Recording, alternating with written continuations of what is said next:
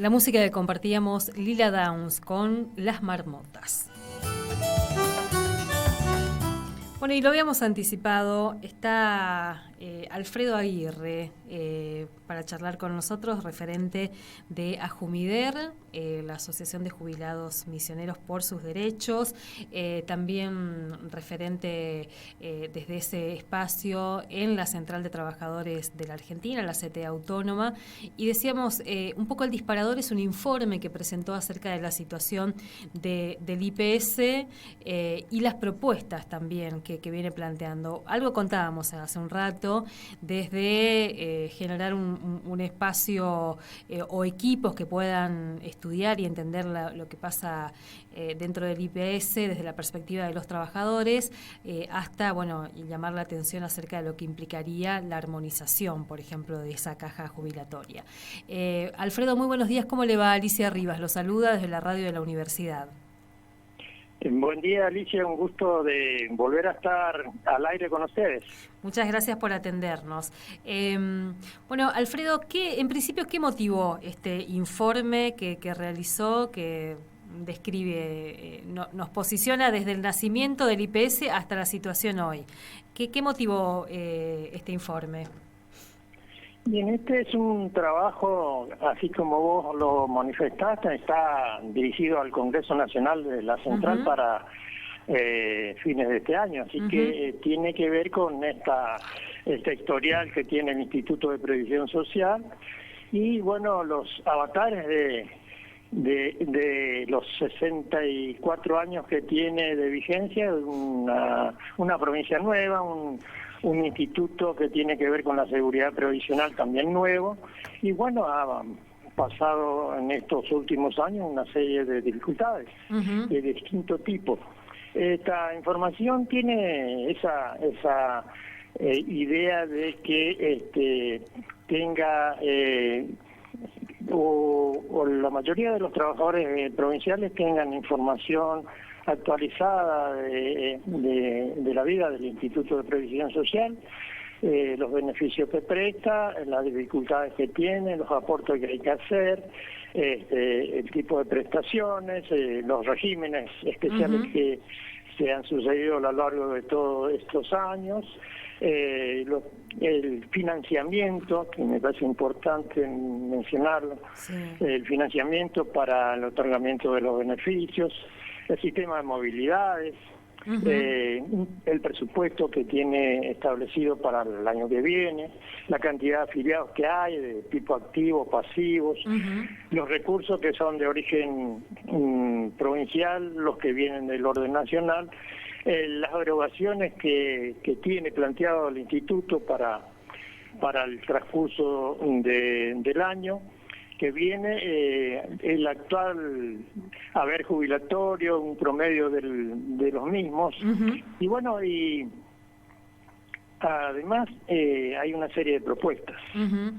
Pensaba, Alfredo, mientras usted relataba todo esto, que a veces es cuando uno habla con los trabajadores que todavía están en actividad, es muy difícil entender lo que pasa con los y las jubiladas, digamos. Es como desde cuánto deberían cobrar una vez que se jubilan, cómo es ese, con qué criterios a veces termina también liquidando una jubilación, depende de qué sea, si sos de la administración pública, si sos docente, si sos, bueno, policía. Es decir, hay como desinformación y tampoco es que esté accesible esta información. Yo creo que hay una ventaja. La ventaja que tenemos es que nuestra caja no fue transferida a la Nación. Así de que todo lo que tenga que ver con lo que vos planteás, lo podemos dirigirnos directamente aquí a nuestro instituto, que está preparado y para la información que se requiere o que se necesita tener. Así que esa es la ventaja que tenemos. Si fuese transferido a la Nación, las cosas serían de otra manera, de manera muy distinta, los reclamos serían a distancia y las respuestas serían también a distancia y no siempre en la medida y la necesidad que a veces se requiere. Sería peor, digamos. Así es. Así que esta es la ventaja que tenemos, y por eso entre las cosas que planteamos como propuesta es defender nuestra caja provincial, al igual que las 13 cajas provinciales que nos fueron transferidas a la Nación, y que bueno, de alguna manera seguimos en la necesidad de formar equipos, ¿no? Decimos en nuestra propuesta formar equipos sobre el tema de la seguridad social. Eso es un poco una interpelación a aquellos organismos gremiales que vinculan a empleados públicos provinciales, porque hasta ahora es muy escasa la preparación y la formación de cuadros que hay para atender estas cuestiones y formar un cuadro con conocimiento de la seguridad social lleva mucho tiempo, muchos años. Así que es necesario empezar por ahí también. Sí, además esto un poco lo hemos visto en las disputas más recientes, ¿no? Qué sé yo, con los jubilados y jubiladas docentes, también lo que implica ir con equipos técnicos a discutir, en este caso con el gobierno provincial, con las áreas, o con el propio IPS también, ¿no?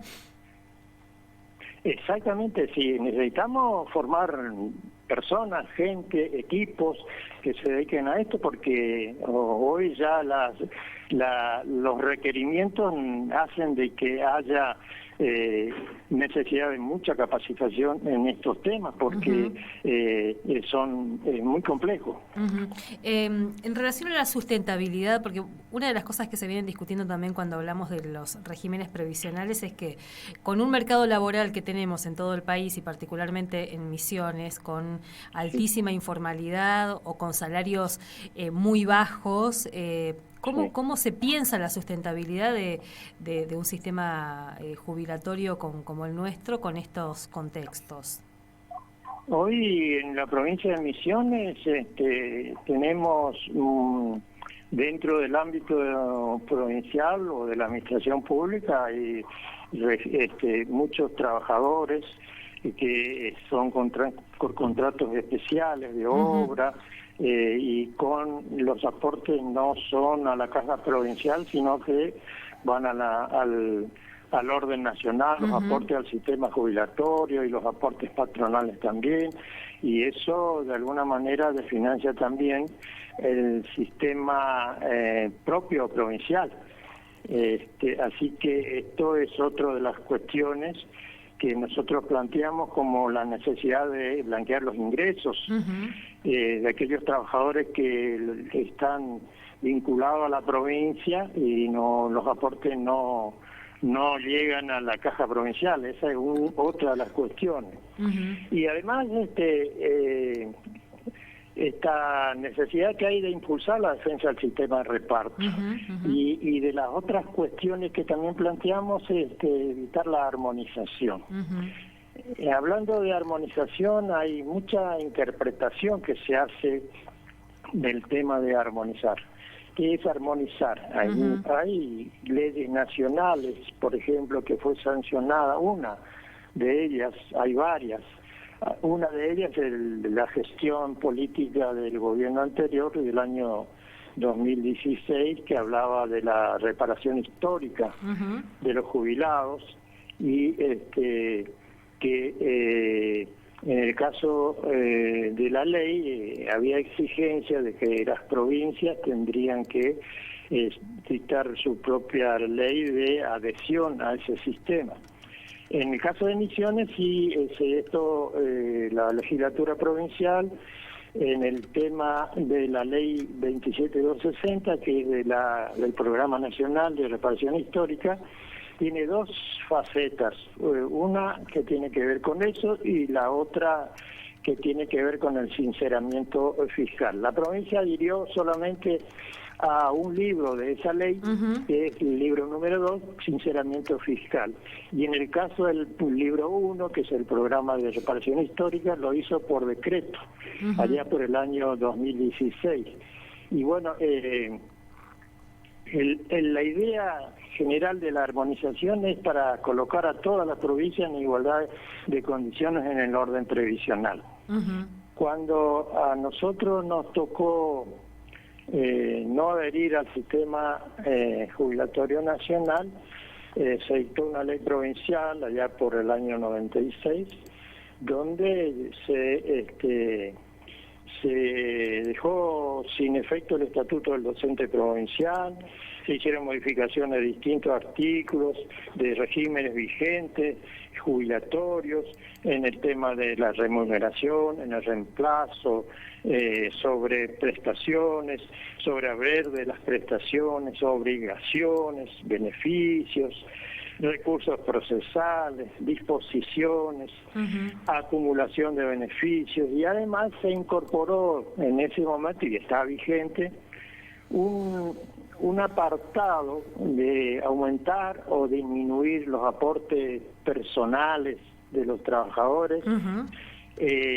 y reducir o aumentarle el haber de las prestaciones, y una consideración en la misma ley que está vigente, dice, considerando, no deja de considerarse como un derecho adquirido el tema jubilatorio, que la reducción no puede tener el carácter confiscatorio. Eso está vigente.